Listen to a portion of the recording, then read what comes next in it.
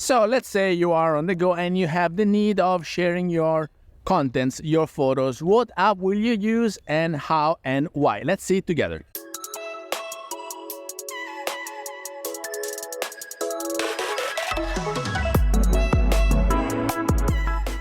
Hello everybody, welcome back to the channel. Thomas Love here from One Lens Solely, and today I want to share with you a few experiences because I remember when time occurred that I had to travel lightweight and I didn't have the chance to bring with me my laptop, but still I wanted to share my contents. And so what did I do?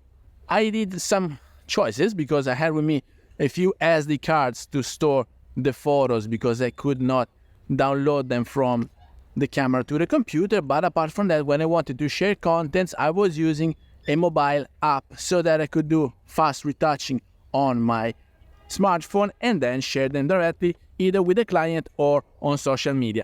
Let's assume you have the same need because maybe you are on the go, because maybe you're not shooting on locations, because the client wants to see the progresses you're making, or because you want to share new locations you are visiting because you're traveling. Whatever the reason is. I normally use Luminar Neo for my post-processing on the Sony, and so I went for the Luminar Neo app on mobile as well. I remember back in the days I was using my Nikon D750 with a 24-120 f4.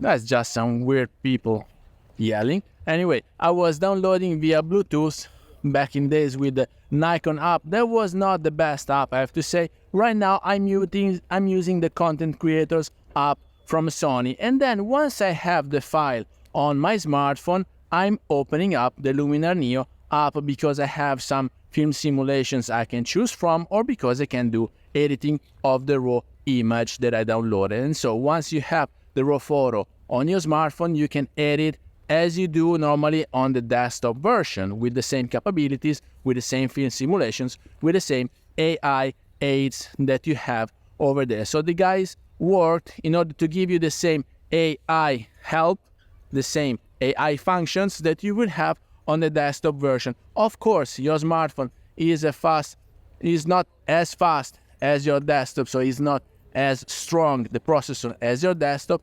You have to do some compromises, but you can do plenty of things. You can do reframing, you can do recoloring, you can work on the luminance, on the contrast, and then eventually save a copy or share it directly on your social. So let's see together how this process and the workflow goes, and then let me know down here in the comment if you have any other questions and if the process is smart and smooth enough for you, or what other apps you're using and you are enjoying. So if you're ready, let's go rolling.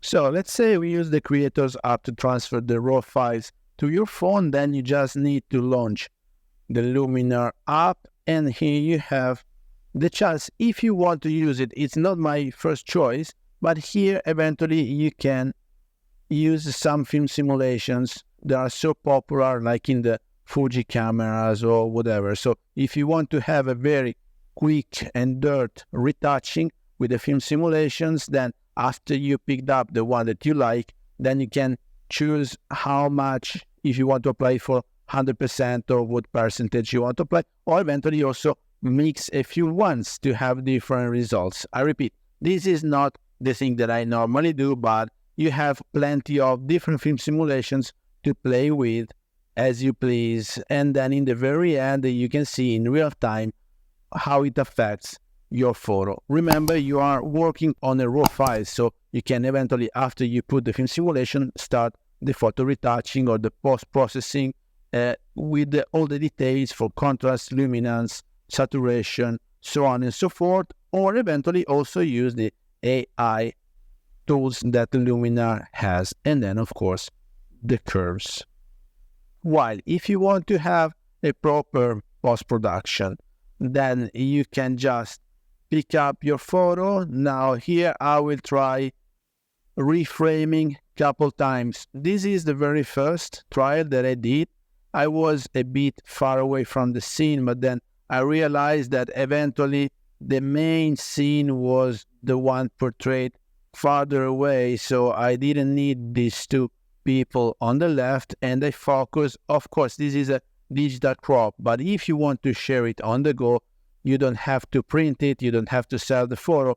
You basically are just sharing it online on your socials or sending right away to some of your friends. Or anyway, for digital purposes, even a crop in like this case will do. And then you can start the original and dedicated post-production with all the different aspects that you normally toggle when you're using a desktop version of the app, while here you have everything on the go. And then in a matter of minutes, you will have the photo ready for the sharing. See here, I'm playing with different tools that we have here. We have also the AI. Of course, it's not a portrait, so, and it's not a body shape, so I'm just having a look at the different options, but I won't need them. And then as you can see, you can transform your photo, and then I'm a big fan of the curves. This S shape always gives the best results. As you can see now, we will have different results for this very photo. This is a basic one with a wider view, and then here, as you can see, advanced, also the sky is better, and here it's focused on the scene that I wanted to portray. Now we're having another example here, same thing, because since I'm using primes, I could not zoom in, so I will reframe digitally, and then we will focus on the post-production.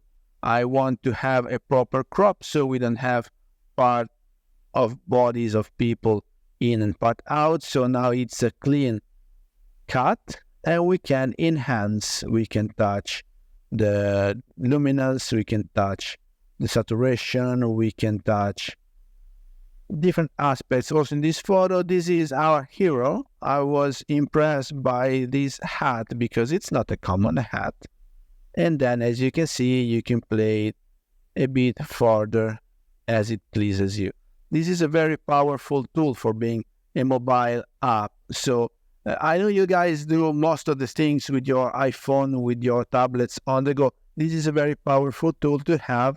So find the link here below in the description. You will have a discount for, I don't know if you're using my, this is of course an affiliate link, but I can only recommend this app because I'm using the desktop version as well for my post-production, and I'm always shooting RAW because it gives you more freedom to match the colors that you have in mind. When you shoot the photo, you know already the kind of result that you want, and so after that, after you have your RAW file and a super fast post-processing, that it matches the idea you had. Because if you want to tell a story, it needs to be told as you have it in your hand. And so now we will see together. You can simply share it directly on the social, or you can save the photo for later, and then you will have in a couple of simulations. This is a more canonic one, while here I pushed it a bit further, but you can see that the colors are not natural. So guys, it looks straightforward to me. Now, I didn't have the need of sharing these couple of pictures. I just took a couple of shots for you so we could enjoy together the workflow and the process. And with that, I hope you got some value out of this video. If you did, please remember to like it, share it on social media, subscribe to the channel so you won't miss the new videos to come, and I guess I will see you later. Thank you. Bye-bye.